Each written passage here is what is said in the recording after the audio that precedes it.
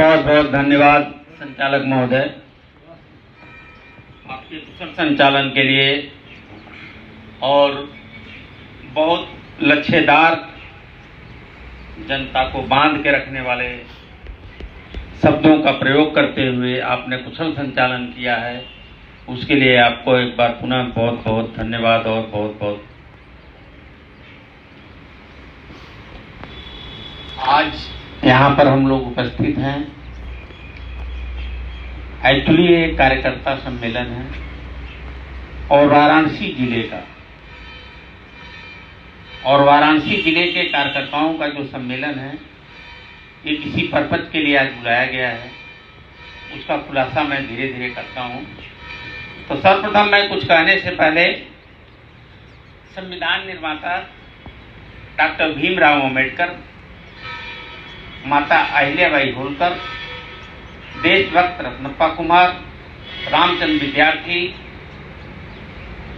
देश में विभिन्न समाज में जन्मे हुए सभी महापुरुषों के चरणों में श्रद्धा सुमन का फूल अर्पित करते हुए यहाँ उपस्थित मंच पर पार्टी के राष्ट्रीय प्रमुख महासचिव श्री पूर्णमासीराम प्रजापति जी, प्रदेश अध्यक्ष श्री मनोज कुमार पटेल जी, प्रदेश उपाध्यक्ष मोहम्मद आमिर जी, जिला अध्यक्ष वाराणसी राजकुमार जी, पवन जी, प्रदेश उपाध्यक्ष पूर्व शिक्षक विजय जी, महिला मंच जिला अध्यक्ष बहन मंजू जी और महिला मंच जिला महासचिव बहन मंजू राजभर जी, और सामने बैठे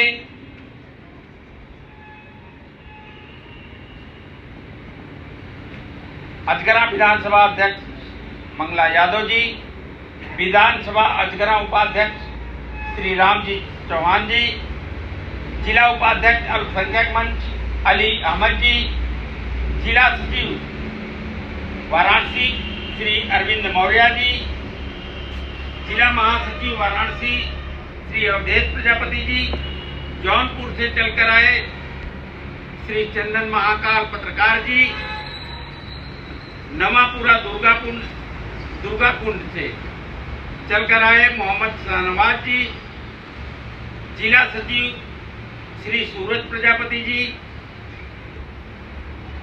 कानगंज से चल के आए श्री अनूप त्रिपाठी जी, विधानसभा उपाध्यक्ष अजगरा श्री गोपी प्रजापति जी,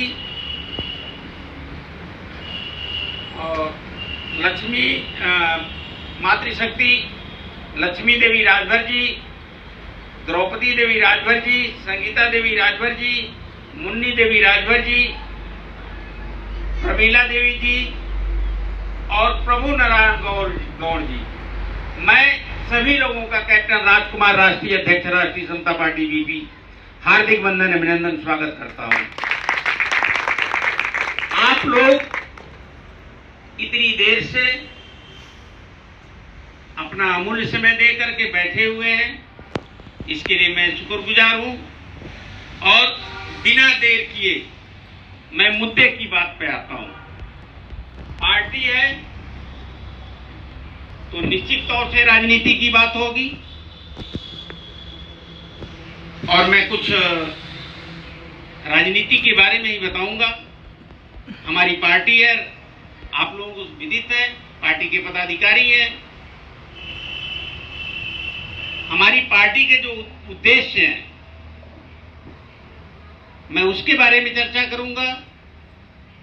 इसके बाद में हम सब यहां पर इकट्ठा हुए हैं उसके बारे में चर्चा करूंगा, और हमारी अगली क्या रणनीति है उसके बारे में चर्चा करूंगा। भाई सभी लोग पार्टी के साथ जुड़े हैं तो सभी का एक ही उद्देश्य है, शासन सत्ता में पहुंचने का। सभी का उद्देश्य है कि नहीं? और शासन सत्ता में तभी पहुंचोगे जब संगठन का विस्तार होगा। संगठन का विस्तार कैसे होगा इसके बारे में भी बताऊंगा। और शासन सत्ता में तभी पहुंचोगे जब आपकी पार्टी हर घर में पहुंचे। हर घर में पहुंचने के लिए आप सोच लीजिए कितनी मेहनत करनी होगी। वैसे हर घर में पहुंचने के लिए बहुत सरल तरीका है, सोशल मीडिया। आज हर घर में 4-6 एंड्रॉइड मोबाइल है और हमारे 500 पदाधिकारी हैं। 500 पदाधिकारी अगर पार्टी का एक भी पोस्ट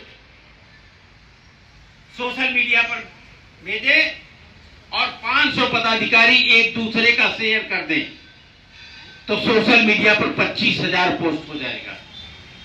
और जब 25,000 पोस्ट राष्ट्रीय जनता पार्टी बीपी का सोशल मीडिया पर चलेगा तो निश्चित तौर पर आप हर घर में किसी न किसी एंड्रॉइड मोबाइल में राष्ट्रीय जनता पार्टी घुस जाएगा, तब आप शासन सत्ता के बारे में सोचिएगा।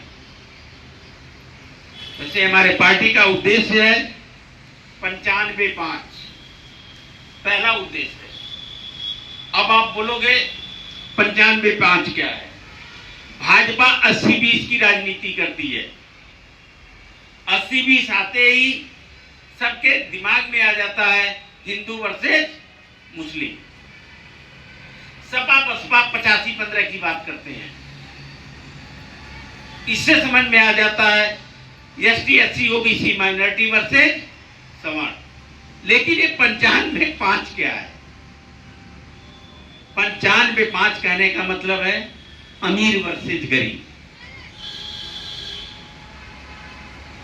समाज में, देश में, हर समाज में लोग गरीब हैं और हर समाज के लोग अमीर हैं।